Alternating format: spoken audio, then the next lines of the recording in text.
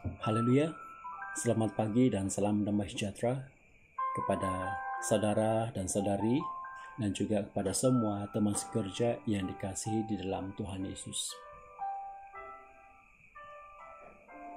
Sebagai santapan rohani bagi memulakan hari kita pada hari ini, saya akan mengongsikan sedikit firman Tuhan untuk renungan dan dorongan bersama yang bertajuk Janganlah melepaskan kepercayaanmu.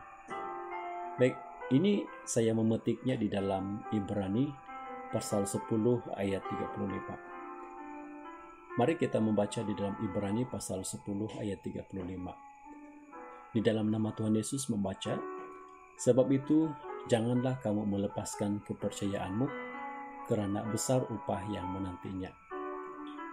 Message penulis Ibrani di dalam ayat ini adalah untuk mendorong dan mengingatkan kita hari ini agar sebagai umat Tuhan tidak melepaskan kepercayaan. Saya percaya kita semua faham apa maksud kepercayaan di sini. Kepercayaan ini adalah iman kita sebagai umat Tuhan. Sejak menerima baptisan sehingga saat ini kita amat bersyukur karena masih berpegang teguh kepada kepercayaan masing-masing. Walau bagaimanapun, kita juga turut berduka cita karena tidak sedikit yang telah melepaskan kepercayaan mereka. Sebenarnya perkara ini bukan saja terjadi pada masa kini, malah telah terjadi pada zaman dahulu, misalnya pada zaman Tuhan Yesus. Pernah sekali mereka menganggap apa yang disampaikan oleh Yesus itu keras. Kemudian mereka meninggalkan dia. Nah, saudara-saudari yang dikasih di dalam Tuhan Yesus, coba kita tanya satu soalan. Mengapa kita tidak boleh melepaskan kepercayaan? Tadi kita telah membaca di dalam Ibrani pasal 10 ayat 35. Di sini memberi tahu kita jawabannya. Dia kata karena besar upah yang menantinya. Nah, jadi itulah sebabnya kita tidak boleh melepaskan kepercayaan. Apa yang ditujukan upah di dalam ayat ini? Upah di sini sebenarnya bukanlah ditujukan kepada material, ya, uang ataupun harta benda. Tetapi upah di sini adalah ditujukan kepada hidup kekal. Nah, seperti yang dicatatkan di dalam Yohanes pasal 3 ayat 15 dan ayat 16. Ayat 15 ayat 16. Nah, supaya setiap orang yang percaya kepadanya beroleh hidup yang kekal. Karena begitu besar kasih Allah akan dunia ini, sehingga ia telah mengaruniakan anaknya yang tunggal. Nah, supaya setiap orang yang percaya kepadanya tidak binasa, melainkan beroleh hidup yang kekal.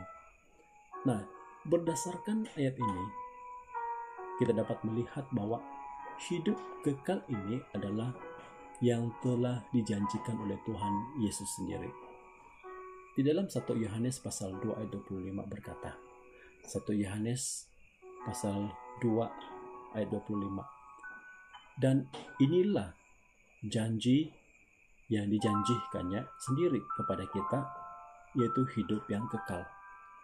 Kita tahu bahwa kehidupan manusia di dalam dunia ini tidak menentu. Misalnya, pada masa sekarang ini, selain godaan arus dunia, kita juga berada dalam keadaan takut, cemas, dan tertekan disebabkan oleh pandemik. Sungguh pun demikian, sebagai seorang Kristen, sebagai umat Tuhan, kita harus memegang kepercayaan ini dan tidak melepaskannya. Kita boleh mengambil contoh Rasul Paulus. Kita tahu sebelum dia mengenali Yesus, dia adalah seorang yang giat dalam agama Yahudi. Tetapi setelah dia bertobat, dia menjadi seorang rasul yang tetap berpegang teguh terhadap kepercayaannya. Walaupun dia senantiasa berhadapan dengan banyak cabaran dan kesusahan, khasnya di dalam melaksanakan pelayanan. Paulus dia pernah menitipkan suatu dorongan dan nasihat kepada Timotius yang secara tidak langsung mendorong dan memberi nasihat kepada kita pada hari ini.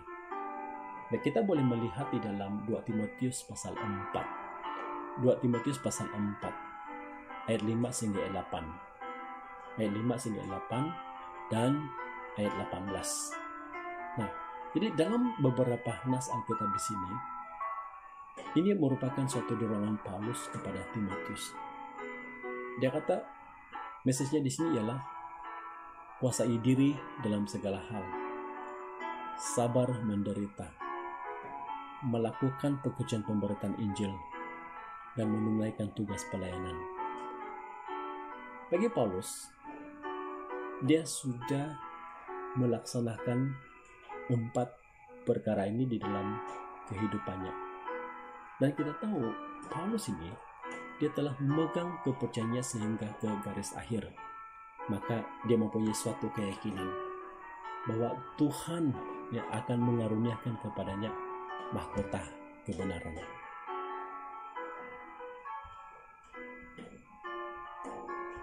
Oleh itu, bagi kita hari ini sebagai umat Tuhan, marilah kita senantiasa memegang kepercayaan kita ini sehingga ke garis akhir.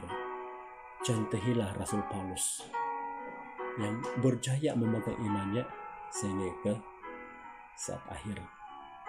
Semoga daripada sedikit renungan firman Tuhan ini dapat memberikan kita suatu nasihat dan dorongan untuk memulakan hidup kita pada hari ini.